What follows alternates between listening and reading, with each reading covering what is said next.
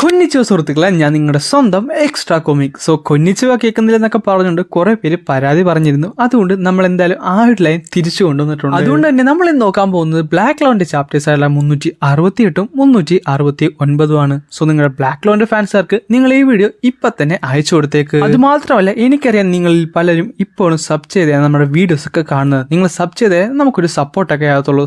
എന്തായാലും നിങ്ങൾ സബ് ചെയ്യുക. അതേപോലെ തന്നെ നമ്മുടെ വീഡിയോ ഒന്ന് ലൈക്ക് ചെയ്യാനും മറക്കണ്ട. അങ്ങനെ നമ്മുടെ യാമി മോർഗനും കൂടെ നേർക്ക് നേർ നിൽക്കുവാണ്. നമ്മുടെ മോർഗൻ പറയുന്നുണ്ട്, യാമി കണ്ടില്ലേ, നിനക്ക് ഇത്ര സ്ട്രോങ്ങർ ആകാനേ സാധിച്ചിട്ടുള്ളൂ, പക്ഷെ ഞാൻ നിന്നെ പോലെയല്ല. അതുകൊണ്ട് നീ എന്നോട് ക്ഷമിക്കൂ. എനിക്ക് ഇതിൽ കൂടുതൽ സമയം ഇവിടെ ചുമ്മാ കളയാൻ കഴിയത്തില്ല. എനിക്ക് വേറെ പണികളുണ്ട്. അത് മാത്രമല്ലാതെ മാസ്റ്റർ ലൂഷ്യസ് എനിക്ക് മറ്റൊരു മാജിക് ഇവിടെ തന്നിരുന്നു. അതെന്താണെന്ന് നിനക്ക് കാണണ്ടേ? ആ മാജിക്കെ കാണാൻ നേരത്ത് നമ്മുടെ യാമി ഞെട്ടിപ്പും. അത് മറ്റൊന്നുമല്ലായിരുന്നു, ഡാർക്ക് മാജിക് ആയിരുന്നു. ഇപ്പൊ നമ്മുടെ മോർഗന്റെ ലൈറ്റ് മാജിക്കും അതേപോലെ തന്നെ ഡാർക്ക് മാജിക്കും ഉണ്ട്. മോർഗൻ തന്നെ ഡാർക്ക് മാജിക് ആക്ടിവേറ്റ് ചെയ്യുമ്പോൾ നമ്മുടെ യാമിനെ ആ ഒരു മാജിക് അതിന്റെ അടുത്തേക്ക് വലിക്കുന്നുണ്ട്. നമ്മുടെ മോർഗൻ പറയുന്നുണ്ട്, എന്നെക്കാട്ട് നന്നായിട്ട് നിനക്ക് ഡാർക്ക് മാജിക്കിനെ കുറിച്ച് അറിയാലോ. എന്നിട്ട് അടുത്തേക്ക് വന്നിട്ടുണ്ടെന്ന യാമിനെ പുള്ളിക്കാരൻ ലൈറ്റ് മാജിക് കൊണ്ട് അറ്റാക്കും ചെയ്യുന്നുണ്ട്. യാമി പറയുന്നുണ്ട്, അവന്റെ ഔട്ട്പുട്ട് എന്റെ പോലെയൊന്നുമല്ല, എന്നെക്കാട്ടും കൂടുതലാണ്.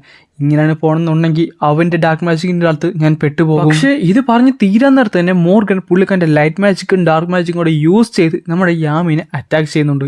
യാമിയായിട്ട് ചോര ഛർദ്ദിച്ച് നേരെ താഴത്തേക്ക് വീഴുവാണ്. യാമി, നീ കണ്ടില്ലേ, ഞാൻ ഒരു സ്ട്രോങ്ങർ മാജിക് നൈറ്റ് ആയിട്ട് മാറിക്കഴിഞ്ഞു. ഇതേ സമയത്ത് മറ്റൊരു സ്ഥലത്ത് ലൂഷ്യസും യൂണോ ആയിട്ടുള്ള ഫൈറ്റ് നന്നായിട്ട് തന്നെ നടക്കുന്നുണ്ട്. രണ്ട് ലൂഷ്യസ് ഉള്ള കാരണം പുള്ളിക്കാരനെ ബ്ലോക്ക് ചെയ്യാന്നല്ലാതെ മറ്റൊന്നും തന്നെ ചെയ്യാൻ സാധിക്കുന്നില്ല. യൂണോ നന്നായിട്ട് തന്നെ അവിടെ കിടന്ന് സ്ട്രഗിൾ ചെയ്യുന്നുണ്ട്. അവനൊരിക്കലും രണ്ടുപേരുമായിട്ട് ഒരു സമയത്ത് ഫൈറ്റ് ചെയ്യാൻ സാധിക്കത്തില്ല. അത് മാത്രമല്ല, ഈ സോഡ് മാജിക് ഞങ്ങൾക്ക് ഒരു വലിയ ഡിസഡ്വാൻറ്റേജ് തന്നെയാണ്. യൂണോ അങ്ങനെ ഇവിടെ ഡിഫീറ്റ് ചെയ്തപ്പെട്ട അങ്ങനെയാണെന്നുണ്ടെങ്കിൽ ഇവിടുത്തെ നെവർലാൻഡിൽ പോകും. പിന്നെ പറയണ്ട, ലൂഷ്യസിന്റെ ടൈം മാജിക്കിൽ ഞങ്ങൾ എല്ലാവരും പെട്ടുപോകും. ബാക്കിയുള്ള മാജിക് നൈറ്റ്സിനെ ഡിഫീറ്റ് ചെയ്ത ഒരു ലൂഷ്യസിന്റെ ക്ലോണോടെ പറയുന്നുണ്ട്, അങ്ങനെയാണെന്നുണ്ടെങ്കിൽ ഈ ലോകത്തിന്റെ അവസാനത്തിലേക്ക് നമുക്ക് പോയാലോ. നമ്മുടെ ലൂഷ്യസിന്റെ പുറകെ ഒരു വലിയ ബ്ലാക്ക് ബോൾ പ്രത്യക്ഷപ്പെടും. അതിന്റെ അകത്താട്ടെ ഞങ്ങൾ ഇതേ വന്നതേലെന്ന് പറഞ്ഞുകൊണ്ട് എല്ലാ ബ്ലാക്ക് ബോൾസും പുറത്തേക്ക് ചാടുന്നുണ്ട്. താഴോട്ട് വീണിരുന്ന നമ്മുടെ യാമിയുടെ അടുത്തേക്ക് നാച്ചും അതേപോലെ ഈ ചിക്കൻ ജയിലും. പിന്നെ യൂണോ ആയിട്ട് ഫൈറ്റ് ചെയ്തിരുന്ന ഒരു ലൂഷ്യസിനെ നമ്മുടെ ആസ്റ്റയും പിടിക്കും. എന്തുവാണ് യൂണോ, നീ ഇവിടെ കിടന്ന് സ്ട്രഗിൾ ചെയ്യുവാണ്? ഞാൻ വന്നില്ലായിരുന്നെങ്കിൽ നീ ഇവിടെ കിടന്ന് തോറ്റൊന്നുമല്ല. അത് നിന്റെ സ്വപ്നത്തിൽ മാത്രം. നിനക്കറിഞ്ഞൂടെ, ഞാൻ അവനെ ഡിഫീറ്റ് ചെയ്ത് ഒരു വിസാർഡ് കിങ് ആയി മാറിയിരിക്കുന്നു പറഞ്ഞുകൊണ്ട് യൂണോയും ആസ്റ്റയും അങ്ങനെ ലൂഷ്യസിന്റെ നേരെ ചെല്ലുവാണ്. പക്ഷെ ഇതേ സമയം ഇതെല്ലാം കണ്ടുകൊണ്ട് ആ ഒറിജിനൽ ലൂഷ്യസ് ഇരുന്ന് ചിരിക്കുന്നുണ്ട്. ഇപ്പൊ എങ്ങനെ ഇരിക്കുന്ന ലൂഷ്യസ് ഇപ്പൊ 2v2 ആയില്ലെന്ന് നമ്മുടെ ആസ്റ്റ പറയുന്നുണ്ട്. 2v2ഓ?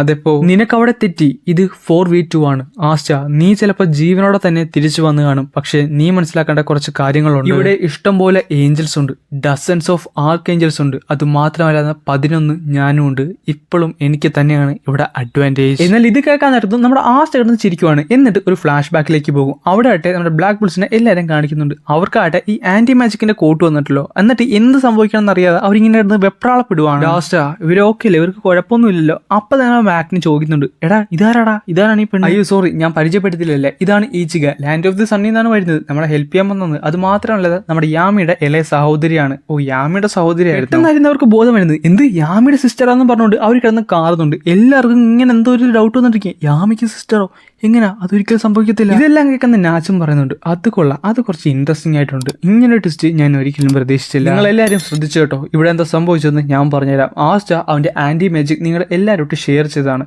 അവന്റെ ഓൺ മാജിക് പ്രോപ്പർട്ടീസ് നിങ്ങളുടെ മാജിക്കുമായിട്ട് കമ്പയർ ചെയ്തത്. അതുകൊണ്ട് തന്നെ സ്യൂഡോ ആന്റി മാജിക് നിങ്ങൾക്ക് ഇപ്പോൾ യൂസ് ചെയ്യാം. ഗൈസ്, ഈ ഒരു ടെക്നിക്കിന് ഞാൻ എന്തോ വിളിക്കണം എന്നറിയാവോ, അത് കോംറാ ഡീമൻസ് ആണെന്ന് പറഞ്ഞുകൊണ്ട് ആസ്റ്റ കാണുന്നുണ്ട്. ഇത് കേൾക്കാൻ നേരത്ത് എല്ലാവർക്കും മനസ്സിലായി പേരാണെന്ന്. അവർ ആസ്റ്റയുടെ തലക്ക് കയറുന്നുണ്ട്. അവിടുന്ന് നമ്മുടെ ഫൈറ്റിലേക്ക് തിരിച്ചു വരുവാണ്. അവിടെ നമ്മുടെ ലക്കിനെ കാണിക്കുന്നുണ്ട്. പുള്ളിക്കാരനെ കിട്ടിയ ആന്റി മാജിക്കിന്റെ പ്രോപ്പർട്ടിയും പുള്ളിക്കാരന്റെ ലൈറ്റ്നിങ് മാജിക്കും കൂടെ ഒരു അറ്റാക്ക് ചെയ്യുന്നുണ്ട്. അതവിടെ ഇഷ്ടം പോലെ, അതായത് ഏകദേശം 5-6 ഏഞ്ചൽസിനെ ഒരേ സമയം ഡിഫീറ്റ് ചെയ്യും. നിങ്ങളൊരു കാര്യം മനസ്സിൽ വെച്ചോണം, അവന്റെ ആന്റി മാജിക് എന്ന് പറയുന്നത് അത്രയ്ക്ക് ഇൻഫിനിറ്റി ഒന്നുമല്ല. അതുകൊണ്ട് നിങ്ങൾ എന്തുമാത്രം യൂസ് ചെയ്യുന്നത് അത്രയും പെട്ടെന്ന് അത് തീർന്നു പോകും. തീരുമെങ്കിൽ തീരട്ടെ, തീരുന്നതിന് മുമ്പ് ഇവന്മാരെ എല്ലാവരും ഡിഫീറ്റ് ചെയ്താൽ പോരെന്നും പറഞ്ഞുകൊണ്ട് ലക്ക് കണ്ണി കണ്ട എല്ലാ ഏഞ്ചൽസിനെ ഡിഫീറ്റ് ചെയ്യുന്നുണ്ട്. ഇവന്മാരെല്ലാവരും ആന്റി മാജിക് കൊണ്ട് ക്ലോക്ക് ചെയ്തിട്ടുണ്ട്. ഇത് ഇച്ചിരി പ്രശ്നമായിരിക്കും പറയുന്നത്. പെട്ടെന്ന് ലൂഷ്യസിന്റെ പുറകിലേക്ക് നമ്മുടെ മാഗ്ന ഒരു അറ്റാക്ക് ചെയ്യും. ലൂഷ്യസ് അവിടെ നിന്ന് അപ്പൊ തന്നെ ഡോഡ് ചെയ്ത് മാറുന്നുണ്ട്. പക്ഷെ ആ ഒരു മാജിക് അവന്റെ പുറകെ തന്നെ വരും. അവനായിട്ട് ബ്ലോക്ക് ബ്ലോക്ക് ചെയ്യാൻ ശ്രമിക്കുന്നുണ്ടെങ്കിൽ അത് ബ്ലോക്ക് ചെയ്യാൻ പറ്റുന്നില്ല. ഇതേ സമയത്ത് തന്നെ നമ്മുടെ ലക്കിന്റെ കൂടെ ഒരു ഏഞ്ചലും ഉണ്ടായിരുന്നു. ആ ഏഞ്ചലിന്റെ അടുത്തേക്കും ഇതേപോലത്തെ ഒരു അറ്റാക്ക്, സിമിലർ അറ്റാക്ക് തന്നെ ചെല്ലുന്നുണ്ട്. എന്നിട്ട് അവിടെ ഒരു എക്സ്പ്ലോഷൻ സംഭവിക്കുന്നുണ്ട്. എന്നിട്ട് എല്ലാ ചങ്ങലകളും കൂടെ കൂടിച്ചേർന്ന് അവിടെ ഒരു ചെയിൻ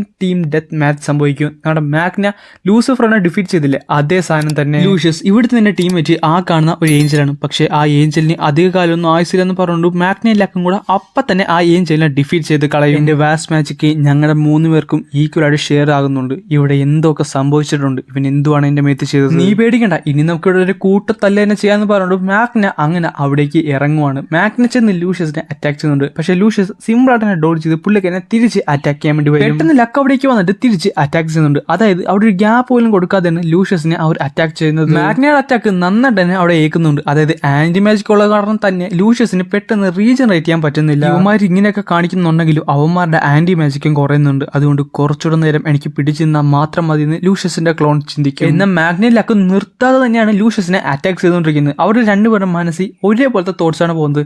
ഞാനിപ്പോൾ മാഗ്നയുടെ കൂടെയാണുള്ളത്, അതുകൊണ്ട് ഞാൻ ഒരിക്കലും സ്ലോ ഡൗൺ ചെയ്യത്തില്ല. ഞാനിപ്പോൾ ലക്കിന്റെ കൂടെയാണുള്ളത്, അതുകൊണ്ട് ഞാൻ ഒരിക്കലും വിട്ടുകൊടുക്കത്തില്ല. അവരുടെ ഒരു ഫ്രണ്ട്ലി റൈവലുള്ള കാരണം തന്നെ അവർ നിർത്താതെ ലൂഷ്യസിനെ അറ്റാക്ക് ചെയ്യും. എന്നിട്ട് അവർ രണ്ടുപേരും കൂടെ ഒരുമിച്ച് ഒരു ഫുൾ പവറിൽ ഒരു അറ്റാക്ക് ചെയ്യാൻ വേണ്ടി റെഡി ആയിട്ടുണ്ട്. അങ്ങനെ എക്സ്പ്ലോഡിംഗ് കാനോണും ബ്ലാക്ക് ലൈനിങ്ങും കൊണ്ട് ഒരു കിഡിലെ അറ്റാക്ക് ചെയ്യും. ലൂഷ്യസിനെ ആ ഒരു അറ്റാക്ക് പൂർണ്ണമായിട്ടും ബാധിച്ചു. അതായത് ലൂഷ്യസിന്റെ ആ ഒരു ക്ലോൺ പൊടിഞ്ഞ് ഇല്ലാണ്ടായി. അപ്പോൾ തന്നെ ആസ്റ്റർ ചോദിക്കുന്നുണ്ട്, ഇനി നീ പറ ഇവിടെ ആർക്കാണ് അഡ്വാൻറ്റേജ് ഉള്ളതെന്ന്. സോ നമ്മുടെ ലക്കും മാഗ്നയും കൂടെ ഒരു ലൂഷ്യസിനെ ക്ലോണിനെ ഡിഫീറ്റ് ചെയ്തുകൊണ്ടാണ് ഈ ചാപ്റ്റർ അങ്ങനെ അവസാനിക്കുന്നത്. കിഡിലെ ചാപ്റ്റർ ആയിരുന്നു. ലക്കിന്റെ മാഗ്നയുടെ കോംബോ അറ്റാക്സ് ഒക്കെ അടിപൊളിയായിരുന്നു. ഇതൊക്കെ ഒന്ന് ആനിമേറ്റ് ചെയ്യാൻ വേണ്ടി ഞാൻ നല്ല കട്ട വെയിറ്റിംഗിലാണ്.